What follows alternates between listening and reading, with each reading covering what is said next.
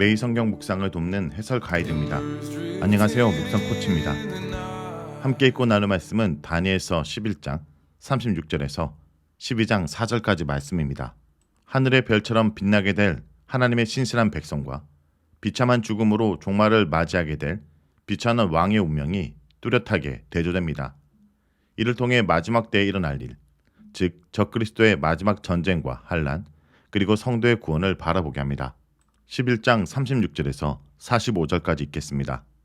그 왕은 자기 마음대로 행하며 스스로 높여 모든 신보다 크다 하며 비상한 말로 신들의 신을 대적하며 형통하기를 분노하심이 그칠 때까지 하리니 이는 그 작정된 일을 반드시 이룰 것임이라.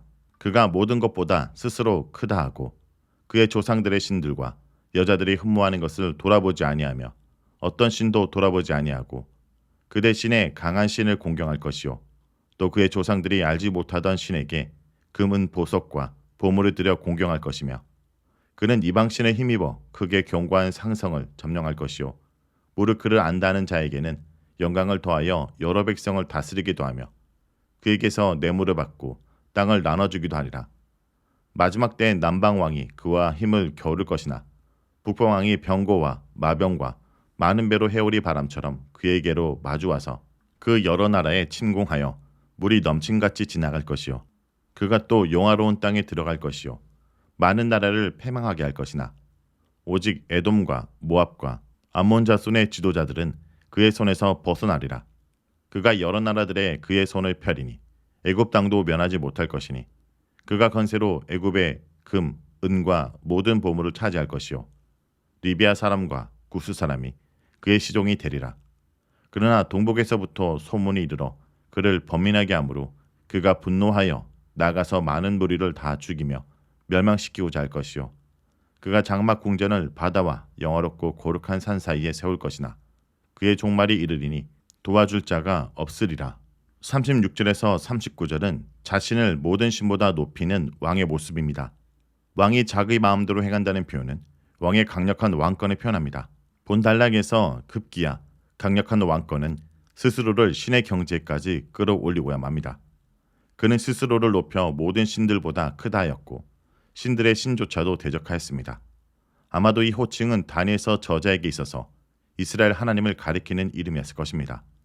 이렇게 신을 대적함으로도 그가 형통하였기에 그의 교만과 신성 모독은 그야말로 하늘을 찌를 지경이 되었을 것입니다.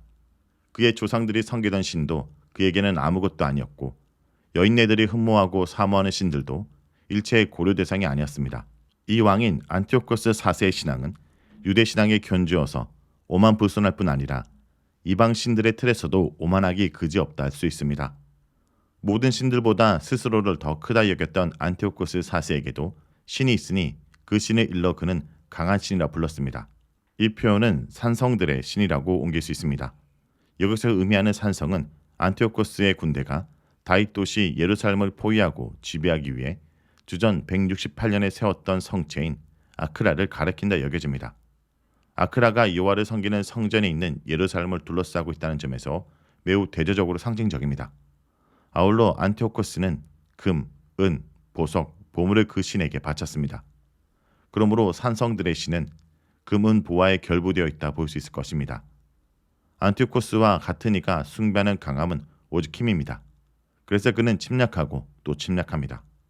그는 이방신을 힘입어 크게 견고한 상성들을 점령할 것이요 그러니 안티오코스의 신은 강력한 힘과 승리, 지배, 그리고 그의 수반하는 부귀 영화라 표현할 수 있을 것입니다. 이렇게 안티오코스에 협조한 이들에게는 영광과 건세, 땅이 주어졌습니다.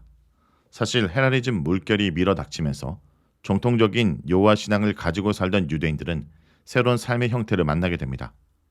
헬라리즘의 세계 안으로 들어갈수록 그들은 사회적 야심을 성취할 수 있는 길을 발견하게 된 것입니다. 그러므로 안티오코스의 신은 낯설지 않습니다. 인류 역사 이래 끊임없이 사람들의 마음을 빼앗으면서 세상의 한편을 지배해왔던 신이며 본질적으로 인간의 탐욕과 욕망이 빚어낸 신이라고 말할 수 있습니다. 안티오코스의 신앙은 모세가 없는 사이에 불안과 초조 속에서 자신들이 지닌 금을 아낌없이 내어놓는 백성들이 자기들을 위하여 만들어낸 금송아지와 거리가 멀지 않습니다. 결국 그때나 이 시대의 문제는 강한 신의 숭배입니다. 40절에서 45절은 왕의 영광과 갑작스런 종말입니다.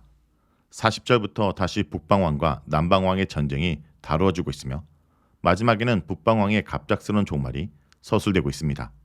이 부분이 구체적으로 어떠한 역사적 상황을 반영하고 있는지 제대로 알기는 어렵습니다.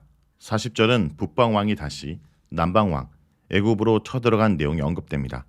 이 구절은 북방왕의 대단한 기세를 병거와 마병과 많은 배 그리고 해오리 바람으로 표현하고 있습니다. 실제로 안티오코스의 추가적 애굽 침공에 대해서는 역사적으로 알려지진 않습니다. 그런 점에서 이 구절은 묵시적 성격을 지닌다 할 수 있습니다.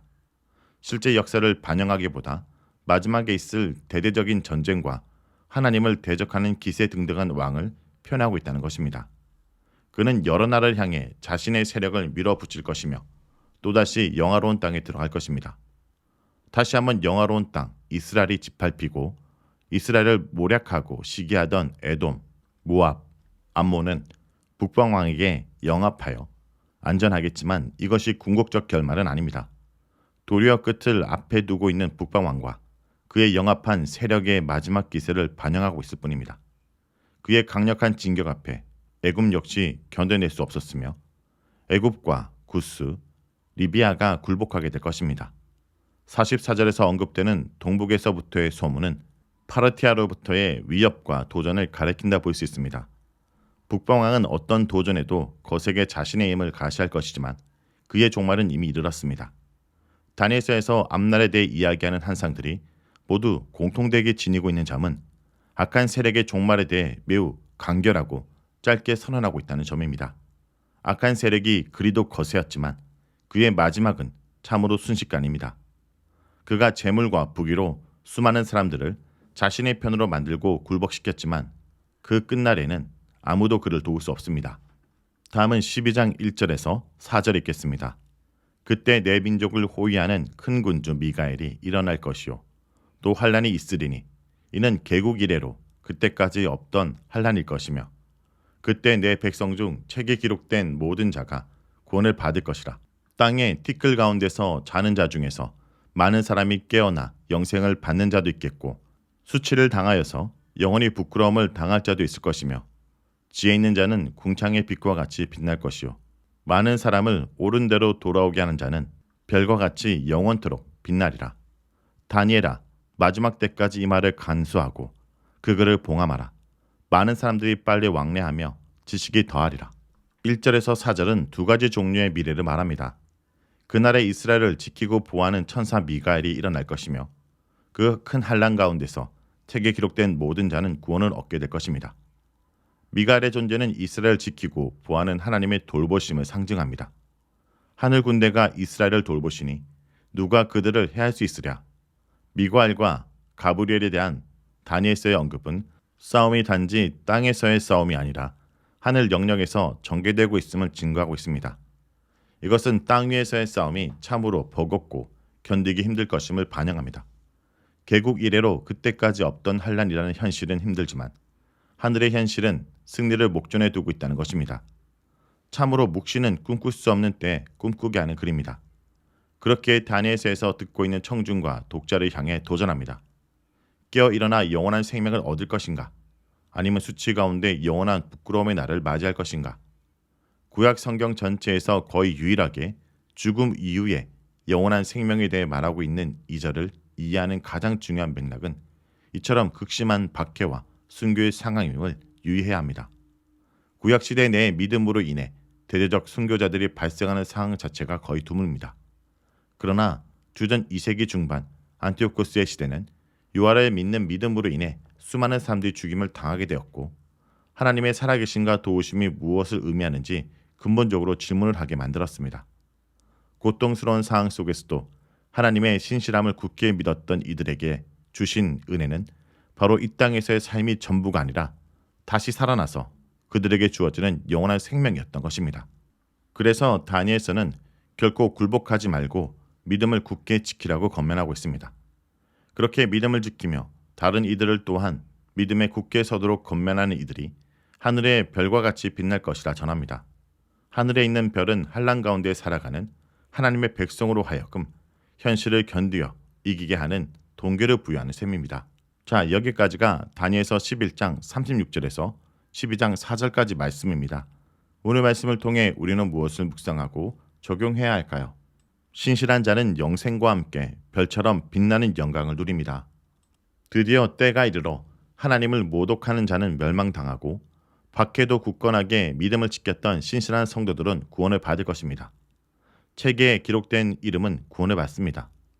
하나님의 주권과 계획을 믿고 지상의 최고 권력에 무릎 꿇지 않고 핍박을 당한 의로운 이들입니다. 무엇보다 다음 세상에 있다는 것을 잊지 말아야 합니다. 부활의 소망으로 지금 여기서 신실하게 살아야 합니다. 그것을 아는 이가 지혜로운 자이고 많은 사람을 올바른 길로 인도할 것입니다. 성도 여러분, 이 세상이 전부가 아니며 이 세상으로 끝날 것이 아니라는 사실을 잊지 않길 원합니다.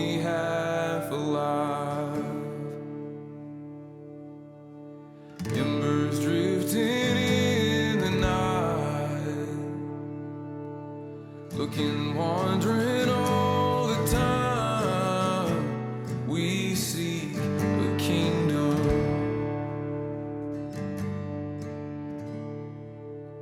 This is not my home. This skin and bone. The day